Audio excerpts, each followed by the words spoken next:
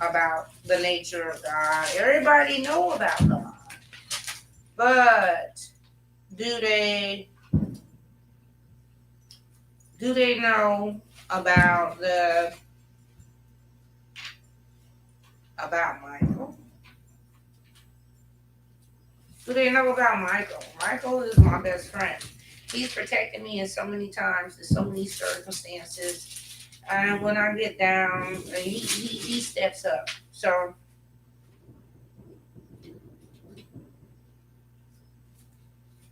you know, today I don't really have anything. I didn't type it up right. And I guess I can't find it. So I got to go ahead and just talk to you about other things, you know. Please excuse me. I'm itching. I have poison ivy on my arms and stuff from cutting grass. So, yeah. So, if anybody wanted to talk about anything, wanting to say anything,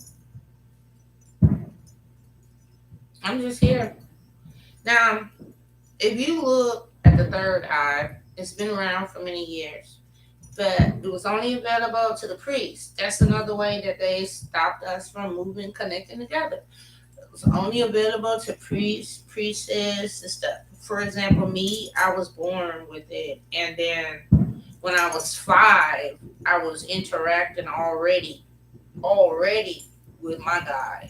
And when I went home at 5 and told my mother that I had already seen a polar bear in person, and that I had seen different things that I had went with them and saw, and told her I already seen a polar bear, and that my bears that we have at the zoo ain't no good, and I already taught that to her, and she told me, that don't do that, and you shouldn't be saying you went somewhere that you didn't go, and then so like when I was 5, I had to suck it in. I had to suck it in and be with my God because my family wasn't able to understand what I was going through. So throughout life, I knew that they had. I can remember now that they had my back in everything I did because I remember being in school and sometimes I could switch into my third eye and let them do my work for me. And I mean, and my handwriting would be into perfection. I mean, and I would just sit there and go into my third eye when I was going through school and let them do the writing and stuff. So I was already playing that game like all up in the third grade with my third eye, writing and doing stuff. So they was like, "You got a gifted child." That's what they told my mom. And so then my mom was like, "They was like, we want to send her to the Cleveland School of Arts." And then my mom was like, "No, I want her to be normal because I don't want her to ride on the bus to the art school every day. I'm worried about her." So she left me right there in the regular old school system of Cleveland, and I was growing up. And so then they had gave me this test, and it was like, "Your daughter tested out. She tested out of the California Achievement Test and the SAT." It was like they told my mother I had tested out in the 5th grade of the California Achievement Test and the SAT test, and I was just using my third eye doing my work. And so then it was like, "We want to put her from the 3rd grade to the 5th grade," and then my mother was like, "No, no, no," but they did it anyway because they didn't have no more work for me.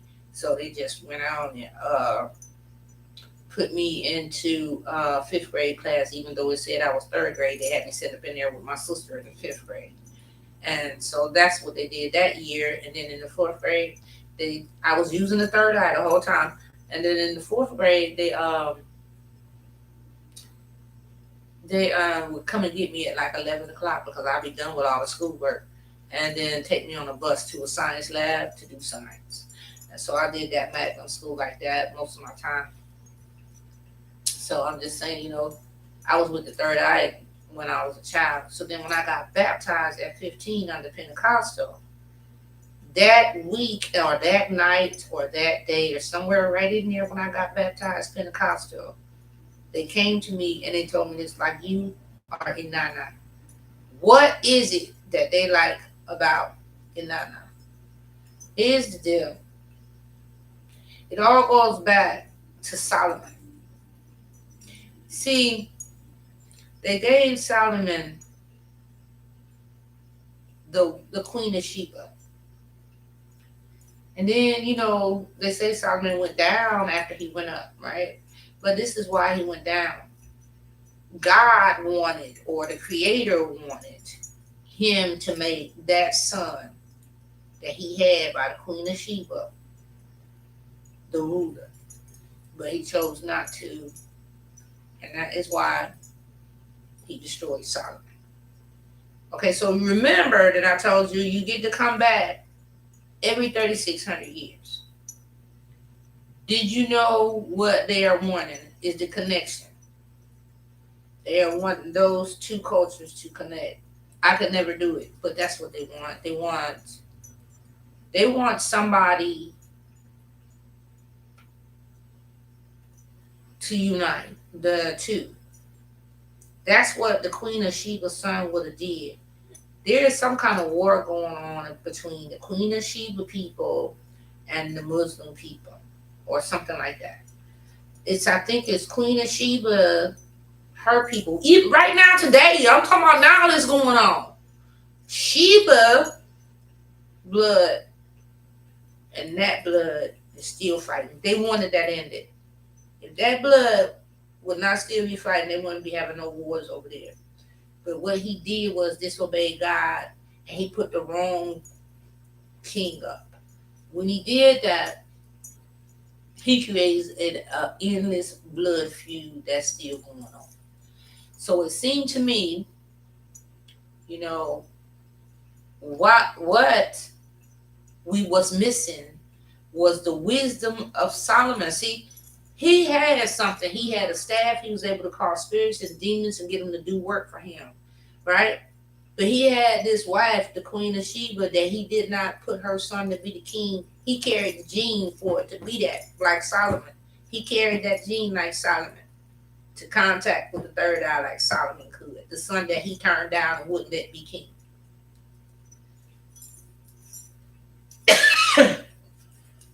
So when you think about it, this is a story, and it's just my story that they tell me, and they're like, he was meant to be a great king, because then he would have had the third eye just like his dad, and he would have did God's bidding just like his dad.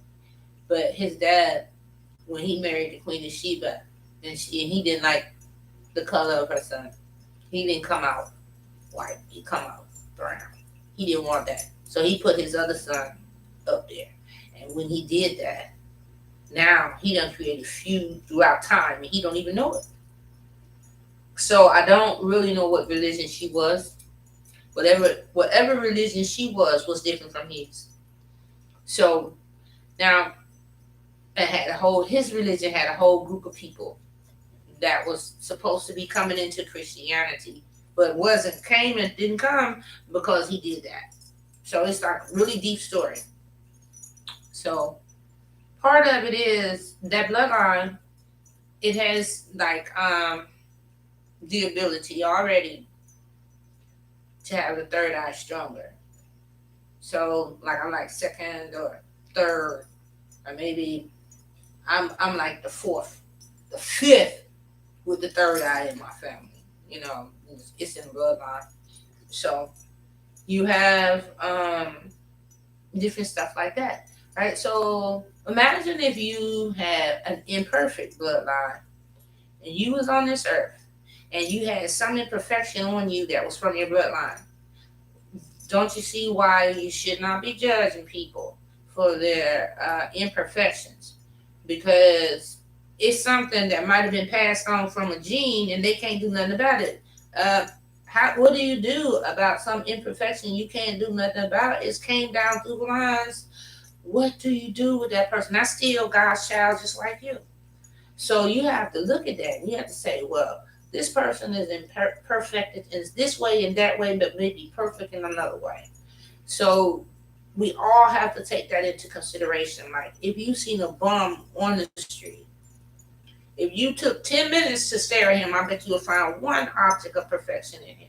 You might find just one, whether it be his spirit, his laughter, his voice, something. Even his shoes tied right. It's going to be one object of perfection on him. If you just look for it, it is there. We have different levels of being perfect and different levels of being imperfect, but all of them is God creation. That's what you have to realize. And so, in being that, color, race, handicap, sexuality won't matter because you will be looking at the spiritual essence of that person instead of the physical body. Well, I hope by now you've learned to walk out of the physical body because if you haven't, then you won't relate to anything I'm saying. But if you have, then you will know that is the way you're supposed to be carrying yourself. You're supposed to see their light. You're supposed to see the good in them. You're supposed to see the bad in them. You're supposed to be able to look at them and say there are different levels of imperfection. Just think how imperfect we are, and if God had wiped you out because you was imperfect. I mean, He can look at you and say, "I got different levels of perfection here." Okay, and He can be merciful with that. Why can't you look at people and have say we got different levels of imperfection going on? See what I'm saying? If you are trying to be divine, you are trying to be like a God. Well, your God looks at his people when he doesn't see a level of imperfection. Then you trying to be like God. Why are you looking for imperfections? And then if you found one, here's a list of 7 different types of imperfections that's going to be on humanity. You see what I mean? And it kind of belittles it all. It makes you realize that's petty as hell. That's petty. I don't even care about you gay. I don't care if you're white. I don't care if you're black. I don't care about none of that. I care about what God gave you, which is the eternal spark, your spirit, your consciousness. So once you become third eye active and conscious with yourself, all that other bullshit, it just don't even matter no more. It don't. It be like, I ain't got no time for that. So, you know, walk with God. Walk in the spirit. Those attributes of divinity that I told, those attributes that I told when I said about the divinity, those attributes are in every human being. You can be divine, you can be beautiful, you can be loving, all of those. Anybody that wants to act like a god or be divine in their spirit or holy as you want to call it, that is it right there. Those are the ones that are in there, that characteristics of being divine. And it's a very easy thing to do. And it's also a lifestyle. Yeah. So speaking of lifestyles, I hope that you're coming good on your removal of yourself from the hoofed animals. If you're not, don't worry. We all fall short sometimes. Sometimes I mess around and I mess up too. But I always, right after I mess up, I find myself trying to detox and cleanse it back out me. Because if you don't, it's gonna stay in you and make you have stanky poop and everything else. So I mean, it's a constant battle against that.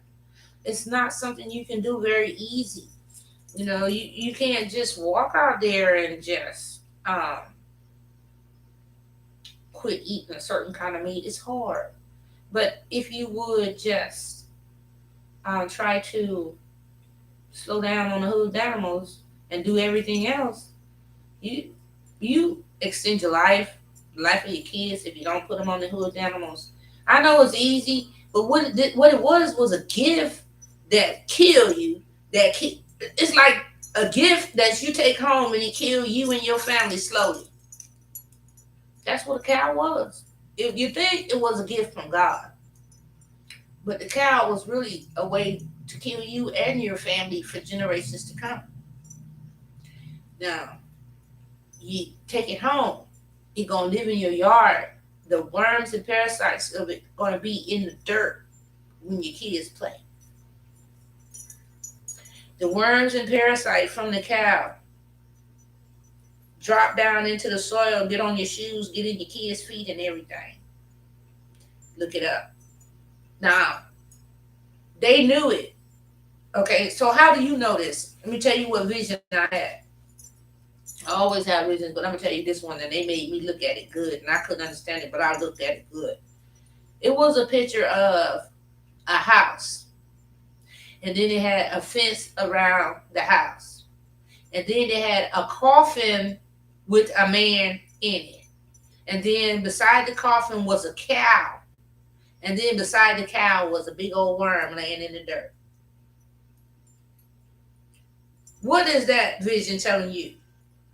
That the man brought the cow home and the worms killed the man.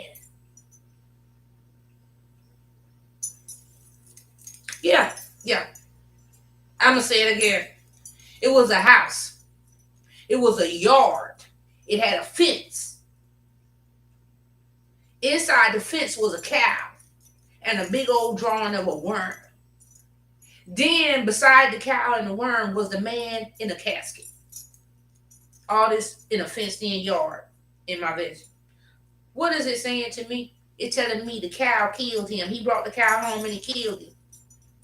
Yeah, yeah. So I went. That's how I started doing my research. I'm telling you, they've been dropping it down the knowledge on us for a long time, and we ain't listening.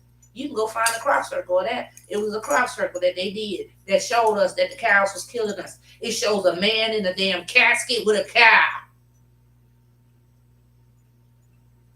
Go look it up. It's a crop circle. They might have took it away. They'll hide it because they want you to keep eating their beef. Yeah. But that was out there. And they showed it. So it's so many ways they've been trying to tell us to stop until I'm here spitting it out to you. So yeah. So you gotta think about that. And I want you to think about it hard that a person doesn't have to be a rocket scientist to tell you some good advice. I'm a cancer survivor.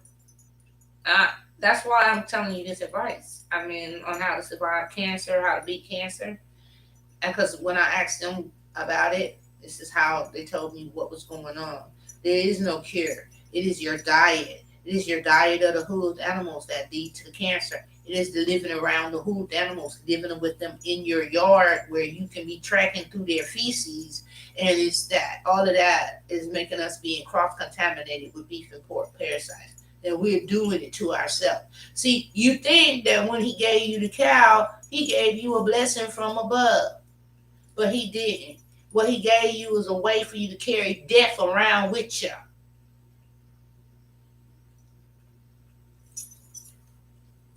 He real sneaky. He real sneaky. He real sneaky. When he gave her that meat, he knew that if he killed her right away, that he'd go down and get in trouble. So he gave her something to eat that's gonna kill her slowly. And her just doing that made her years change. Made her years change from 1,000 years to 120. Okay, just think. But he didn't just want to mess her up. See, he wanted to mess her and generations to come up. So he gave her a pet to eat that she can have for generations sickness. See, they don't play for the one. They playing for the all. So they done gave us some gifts. We thought they was gifts, but in reality, they were just traps to shorten our lifetime. So some of them gave traps. Like, so that's what I'm trying to tell you. The two brothers, the one that had wanted us to do good, had made us start out with 1,000 years. And we was multiplying, and then we was breeding only once every 25 years, and we lived for 1,000 years. But that wasn't enough meat supply for the other brother. So he gonna mess us up and do all kind of stuff to us and make us where we a meat supply for him.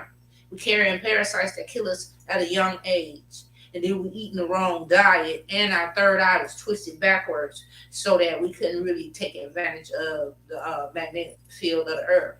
So he did all these little tinkerings because he didn't want me. I mean, he didn't want an intelligent being. He just wanted me. Now, the other one, he wanted somebody just like him. He wanted a being, a sentient being. We are sentient, but the other brother done slipped in the meat and the parasites and shit. So you see where they're at odds with each other. Don't you ever sit down and say, well, why don't God and Jesus and them just kill Satan? Why they don't just kill Satan? He the creator of all, he the baddest of them all. Why don't he just kill Satan? It's his brother. Now that will explain to you why he ain't been incinerated in the gates of hell. Because it's two sons, a good one and a bad one. They're not telling you the whole story. And the bad one, Satan and Lil, he want me. And Inky was the good one that died for us. That they say now they want to fashion Christ after it, but Inky died for us first. All right, but now they want to say that the bad guy brother is Satan, right? And that he's a bad guy, and he is just like that, and he is reptilian, and he do want meat and all that, you know. So that's what, but they're not telling the whole story. It's so wacky until you have to step back and say, hey, we was here before they ever showed up. That's what we always forget. We, Adam and Eve, was already made, and then these aliens showed up and tinkered with what was already made. Noah them and Cain and Abel were direct creations of God. Abel was the first son ever made by the Son of Man. Okay, he was the first son of man. Okay, so Adam and Eve was there, and they were man. And then the first son of man was Abel. You see? And then Cain was a son of man also. Okay, but then some aliens came in and did some shit to us. Yeah, it's written in stone. That's this reptilian shit. And people think that there was no life before they came. No. We was here. They took a being that was already here and did something to it. So when you realize that, you have to get the knowledge of it all. And this ain't no writing. I'm talking to you from this Urantia book, right? But it's not written in stone like the Sumerian tablets. It's not written in stone. So this is just a book that I refer to have some good conversation to talk about. But when I be talking about the beginning of man and how he did this and did that, that is the Sumerian tablets. Because they are what we are basing our Bible off of, is the Sumerian tablets. So I just went on and read the whole Sumerian tablets. Read as much as I possibly could get my hands on. Whereas instead of finding out about Christ and about life and about God through the Bible, when I found out they had cut all my people out, I went and started looking for my people, and that's how all this happened. And that's when I realized that even though I was highly religious, I ain't no shit. And even though I was a strong believer in God, I was believing in something that wasn't even the real facts. If you're going to tell me that God made man and all that stuff, then why are you going to turn around and be taking it off of some tablet and then leaving that tablet out the picture? Because they took the creation story and then put it into the Bible and then left the rest of the story out. So you have no clue that there were other beings like that. But the creation myths let you know right up front. There was more than one of them. There were other beings. They came here. They took one of us. They did something to it. They tell you straight to your face. But the Bible don't say it like that.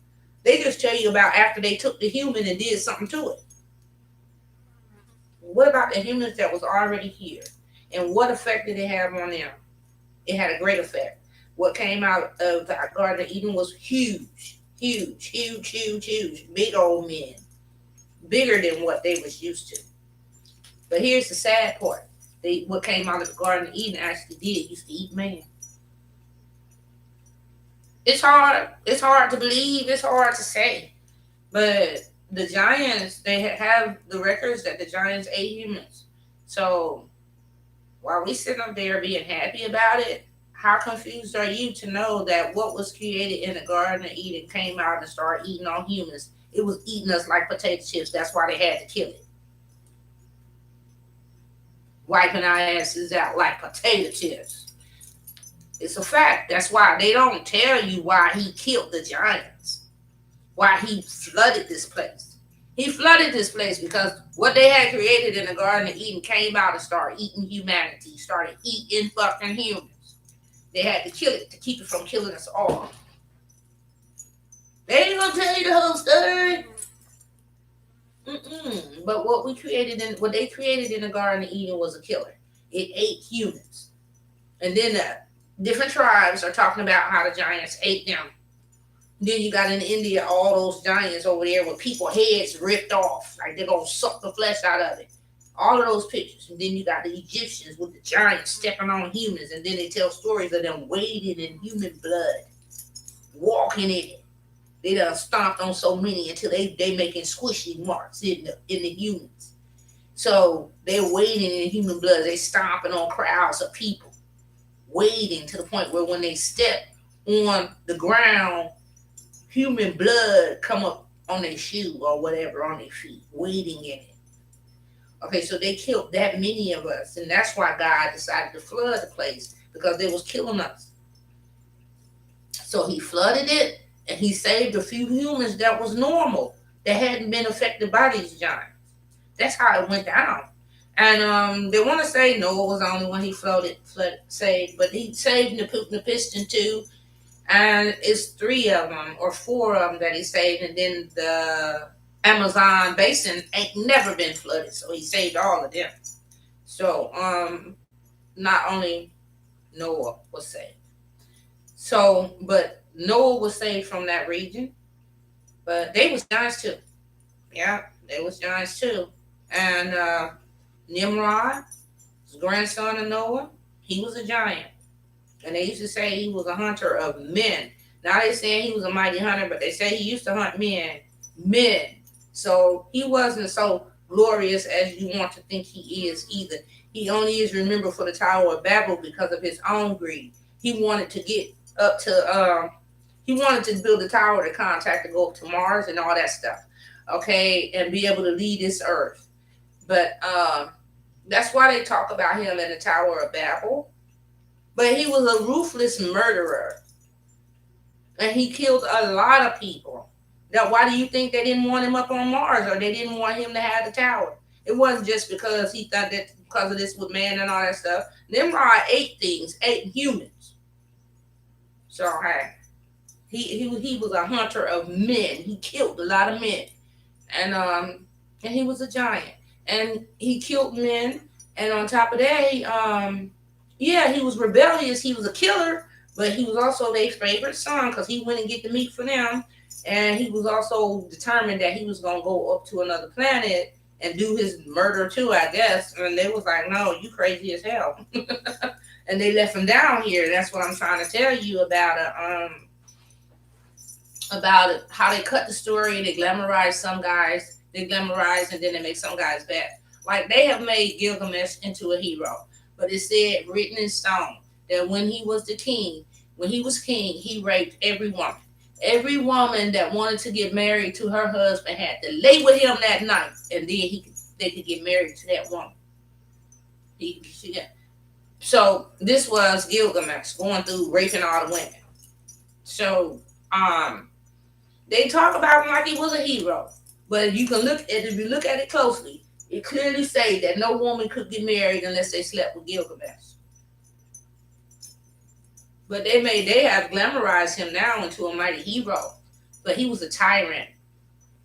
He was a tyrant, and not only that, he cut down the tree of life, and he also, and they say, oh, your life was shortened because of that. He cut down the tree of life, and on top of that, you know what I'm saying? He made him and Inanna die when he cut down the tree of life.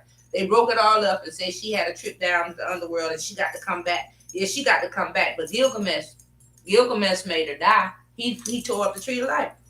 So they don't tell all of the things, that went down. You have to go through and let your focus be the Sumerian tablets. You got to go find tablets and read them and put them in focus yourself. And you got to keep going until you can't stop. I mean, just keep going until you won't got no more to read.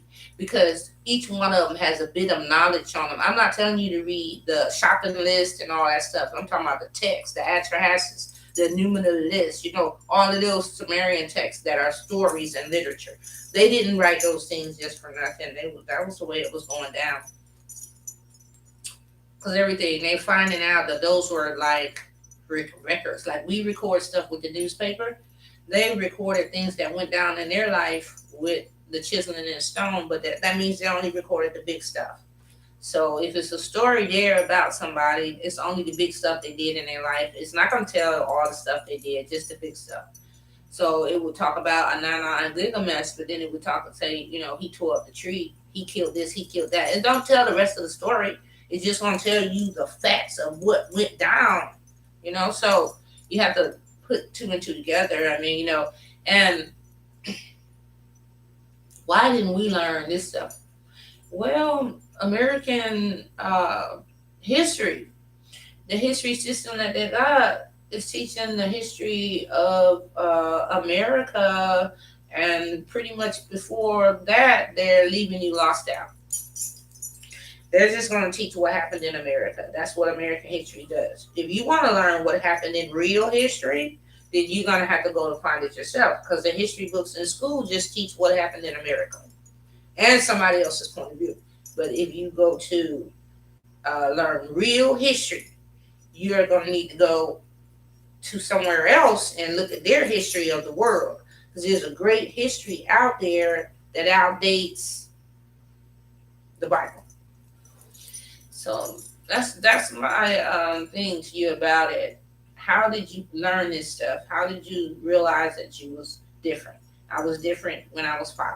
I can clearly remember going to my mother and tell her, I already been to the North Pole. I already seen a polar bear. I've already been to a waterfall. All this stuff. And she told me I was crazy and that I had imaginary friends and played me off. And so I was forced to walk with my guide from the age of 5. I was forced because I didn't have nobody else to walk with. And so it is. So imagine, let's take it away from religion. Imagine if you gay and then at 5, and then somebody tell you not to be like that, and then you have to find another way to deal with it in life your whole life. That's a lot of baggage.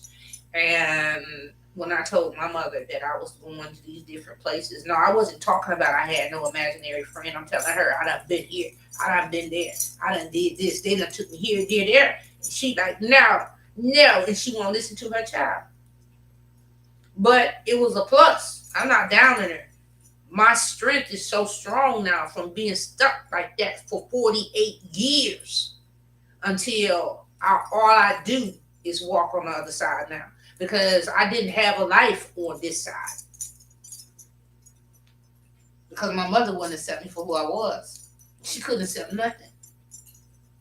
So you think about that when you have a child out there and she might be different or he might be different. What you're doing to them is entrapping them and forcing them to go and find love somewhere else. Yeah, they're going to find it somewhere. So I was blessed. My gift allowed me to put me in touch with so many different beings and stuff, and let me know exactly where I was in this world. That was like, you and I reborn, and that your blood is gonna be Inanna no matter what. I didn't think nothing of it. I just got my first blood test at 51, and it's coming from all over here in these strange places like Inanna would have been. And my other family members don't have that blood. Now what the hell going on? My mama ain't never been out of here. Sure enough, it's all over there in the Middle East. The Far East. And I'm like, okay, so y'all came to me and told me this at 15. Y'all been walking with me since I was 5. Y'all had a purpose for me. Then I went and I died. And they brought me back. I ain't gonna lie. And they brought me back and told me I ain't do nothing. I told what I was supposed to do. Like a little bad kid. When I died and I came back, I was like, why you even bring me back? I done had my whole life and I done lived good, And it was like, we didn't teach you this science, we didn't teach you the chemistry, we didn't teach you none of this so you can die. And I was like, what? I got a job. And that's all I've been doing now is just studying that and talking it. And it ain't nothing to get rich off of, but we need people opening their third eye. We need people wielding their third eye. As we see more and more alien ships and we see more and more alien activity, we wouldn't have to be begging for knowledge if we can just contact them ourselves. And we can. So I'm going to leave it at that. We wouldn't have to be begging. We wouldn't have to be, oh, tell us what happened. We wouldn't have to do that. We wouldn't have to do that. You'd be able to ask them what happened, and they'll tell you all of it, because I do it all the time. So it's good talking to y'all. Be blessed. And I got to write this up, and I'll talk to y'all tomorrow.